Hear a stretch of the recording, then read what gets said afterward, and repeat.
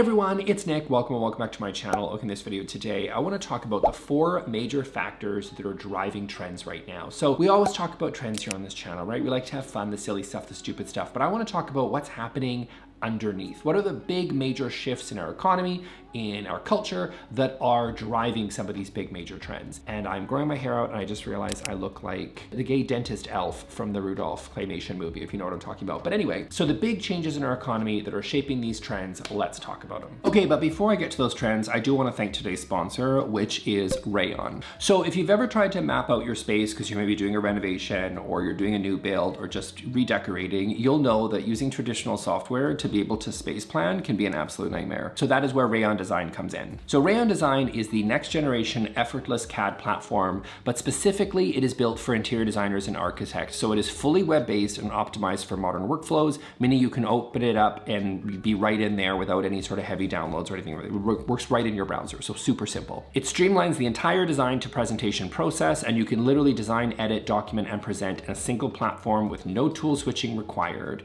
They have an incredible built-in library of over 10,000 CAD blocks, so you can easily drop in sort of like furniture and fixtures and all that sort of stuff right there in the software. They also have a helper tool embedded directly into the design flow. You can instantly generate custom blocks from text prompts or even convert 2D sections into 3D axonometric views in seconds. And also, because it's cloud native, you can also share it with clients or spouses or contractors or whoever, the people that need to be involved. You can share it with them really effortlessly because it's just all operating right in the cloud. So it's time to upgrade your workflow. So if you want to create professional drawing sets so easily and effortlessly, go ahead and click on the link in the description and you can try Rayon Design for free. Thank you, Rayon Design, for sponsoring this video. Now let's get back to those big mega trends. Okay, first on my list, I want to talk about economics, and that is, I think, I don't dive into politics or anything, but I will say this isn't really political. This is just economic reality, that for a lot of young people, they're just in general not as wealthy as they used to be. Johnny Harris did a really great video on this topic, by the way. He doesn't need my shout out, but I'd encourage you to watch it to see how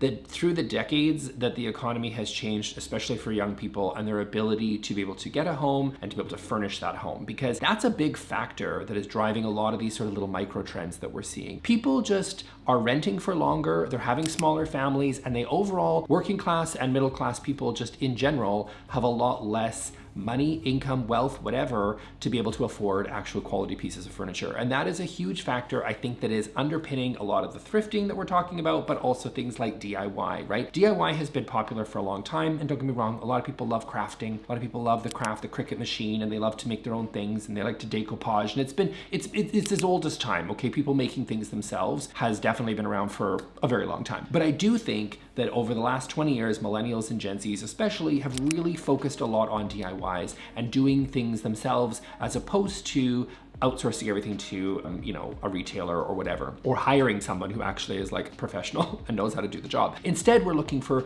resources like YouTube to be able to learn from that. And I think the technology piece is an important one. Having access to technology that you can use to be able to do some of this stuff yourself, I think is part of that story as well. But also just the economic reality of not being able to actually afford new pieces. And so doing it yourself, I like to make fun of that stuff on the channel, but the truth is the reason why I think a lot of, young people especially are fiddling away in their dorm rooms and in their living rooms and bedrooms to be able to do some of this stuff is because it's cheap. It's cheap and it's easy, and they're willing to put in their labor in order to be able to produce something that is probably going to be of lesser quality, let's be honest, than if a professional were to do it, but is providing them some sort of joy, especially in light of the fact that they just don't have very much money to be able to spend. In decades past, people had a lot more money in their 20s to be able to spend on furnishings because they were, again, please see the video that I mentioned, they had more money in their pocket. I know you're sitting there and you're like, I grew up in the 1970s and I can tell you that we did not have very much money.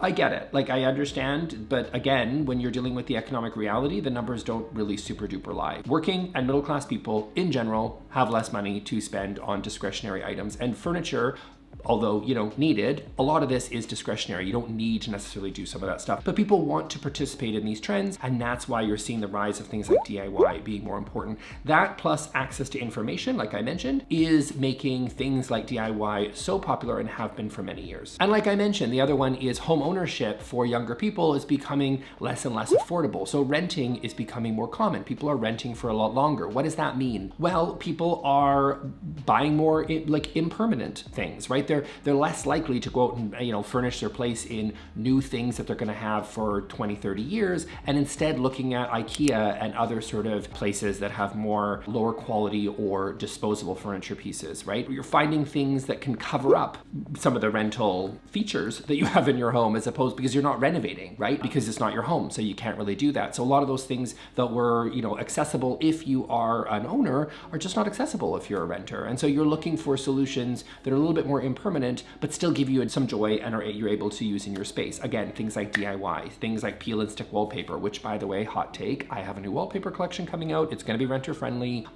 More to come. But anyway, you're looking for these sorts of solutions because people aren't able to do a lot of that stuff anymore. They just can't really, they're just in rental accommodations for longer than they used to be. And that is contributing to sort of how they're furnishing their spaces. So people are looking for other ways to sort of work with the bones that they have in their space. And that means a lot of DIYs, that means a lot of temporary things and lower quality items typically, because again, it's not something that you're gonna have for decades to come. Okay, the next thing, which is also tied to the economy, but I think there's some other factors happening here, is sort of the rise of thrifting. We have seen thrifting, vintage, those sorts of things becoming increasingly popular over the years. And why is that? What is driving that? Well, again, the economy, I do think, is a factor. People having less disposable income, especially in this economy, makes it a lot more difficult to be able to make that work. But I do think that there is something also to be said for the globalization of furniture. I did a video before talking about like the same pieces of furniture, but at wildly different price points, which was really popular, and I'm really proud of that video, and people really liked it because really, I don't think people realize that so much of the furniture industry now is globalized. It's coming from the same factory, probably overseas, and they're just pumping out the same furniture, and it is of lower quality than what we had seen before. So, you know, there is sort of this bit of a rejection now of this sort of globalized furniture that you're seeing where everything is flat packed,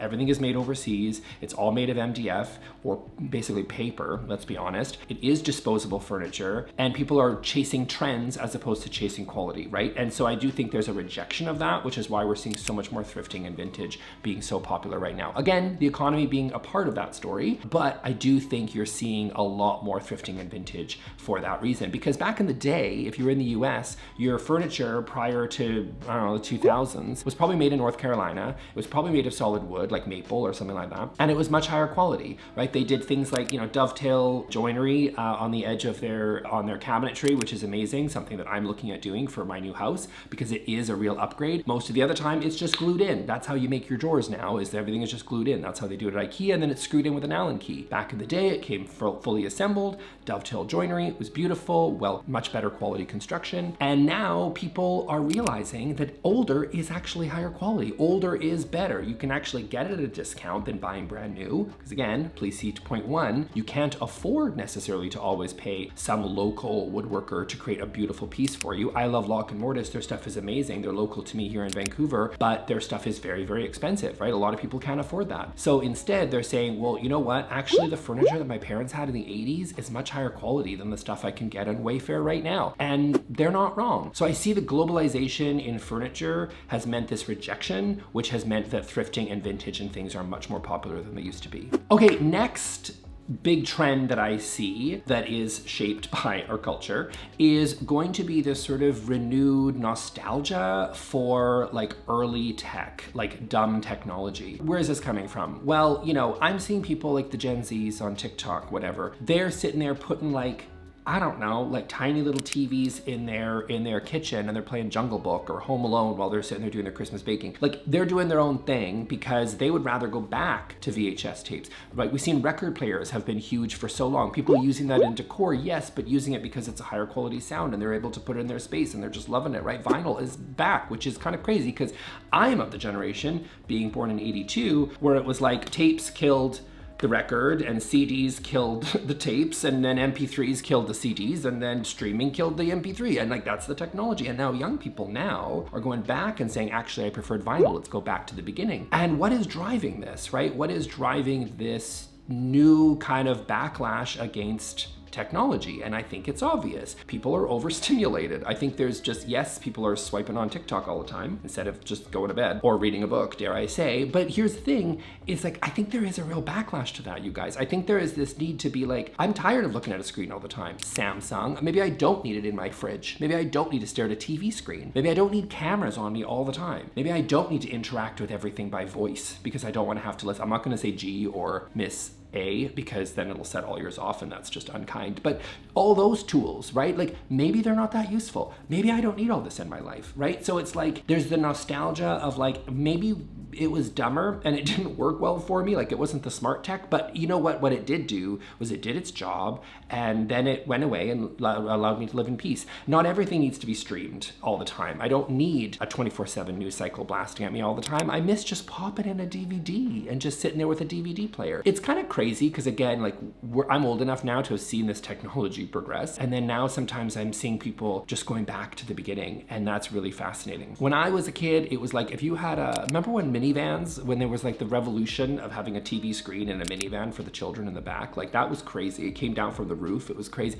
And now they're just on iPads all the time. And so it's like, well, what if we went back to a time when we didn't have a screen in the car at all? What a world that was. Remember that? I think it's fascinating to see this new Gen Z resurgence, sort of nostalgia for all this old technology. And I get why. It's all too much, too overstimulating. People are starting to go back a little bit. And I can see that that's really playing into home design as well. Okay, next on my list, this is a big one. And that is, and I have frequently been a critique of the maximalism, as you guys know, because all the grand millennial trends and the cottage core and the whatever dopamine decor and all that sort of stuff. I am typically not a fan of it. I think it looks a little bit like you're in a play school, but I get it. And I think we need to talk about why it's a trend. And that is because this is, you know, these things, in case you haven't got from this video, trends often work like in a pendulum, right? People, they go hard into one direction and we get sick of it and then we go in the opposite direction. And the maximalism to me, which the Gen Zs are embracing, is because they are rejecting the millennial gray, the millennial minimalism, basically the rejection of minimalism.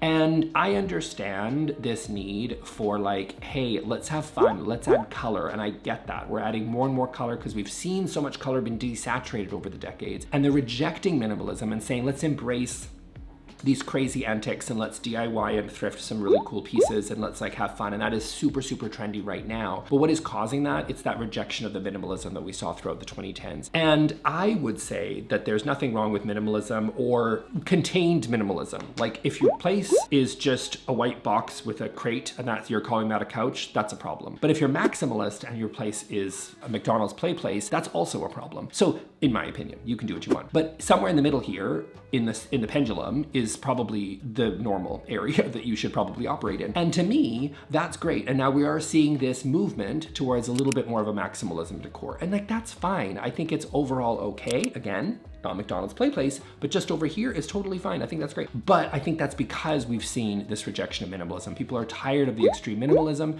because they just think it lacked any personality. It was cold, it was boring, and people just were really tired of it. And that makes sense. What I would say to Gen Zs is you should remember that, see, we millennials loved minimalism because we were still traumatized by our parents' massive cluttered mess that they had in the 90s. So, you know, there is something to consider, that these things just operate on a pendulum swing. But I do think that right now maximalism is so popular because minimalism was so popular before. And now we're seeing that switch. And I bet you if you give it 5 or 10 years, we're gonna see us moving back towards minimalism again.